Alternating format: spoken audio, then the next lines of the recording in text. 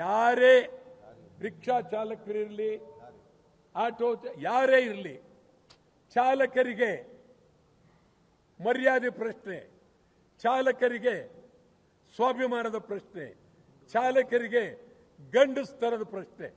ಇಡೀ ಚಾಲಕರು ರಾಜ್ಯಪಾಲರ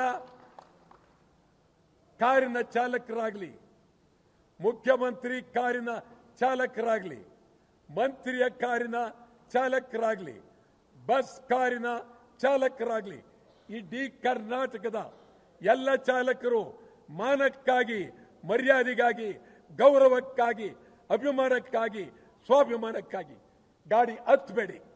22 ಗಾಡಿ ಹತ್ತೋಕ್ಕೂಡ್ದು, 22 ಗಾಡಿ ಹತ್ತೋಕ್ಕೂಡ್ದು.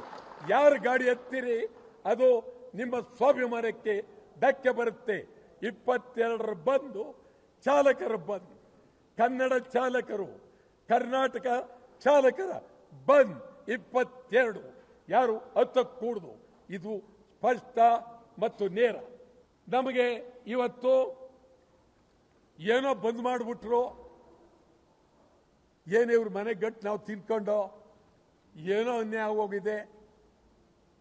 ಏನೂ ಅನ್ಯಾಯ ಆಗಿಲ್ಲ. ನಿಮ್ಮ ಮನೆ ಮದುವೆ ಮಾಡಿದ್ರೆ ನೀವು ಹೋಗಿ ಛತ್ರದಲ್ಲಿ ಕೂತ್ಕೊಳ್ಳಲ್ವಾ? ಒಂದಿನ, ಹಿಂದಿನ ದಿನ ರಿಸೆಪ್ಷನ್, ಮುಂದಿನ ದಿನ ಧಾರೆ ಮುಹೂರ್ತ ಕೂತ್ಕೊಳ್ಳಲ್ವ ನೀವು? ಇಡೀ ಕರ್ನಾಟಕ ರಾಜ್ಯದಲ್ಲಿ ಈ ಮದುವೆ ಸಂದರ್ಭದಲ್ಲಿ ಒಂದೊಂದು ದಿನಕ್ಕೆ 2-2 ಲಕ್ಷ ಜನ ಹಿಂದಿನ ದಿವಸ ಮುಂದಿನ ದಿವಸ ಮದುವೆಯಲ್ಲಿ ಕೂತ್ಕೊಳ್ಳಲ್ವಾ? ಏನ್ ನಿಮ್ಗೆ ಬಂದಿರೋದು? ಕನ್ನಡಕ್ಕಾಗಿ ಬಂದು, ಕರ್ನಾಟಕಕ್ಕೆ ಬಂದು ನಿಮ್ಮನ್ನ ಹೇಳ್ತಿರ್ರಿ. ಇದು ಸ್ವಲ್ಪ ಕನ್ನಡಿಗರು ಅರ್ಥ ಮಾಡ್ಕೊಳ್ಬೇಕು.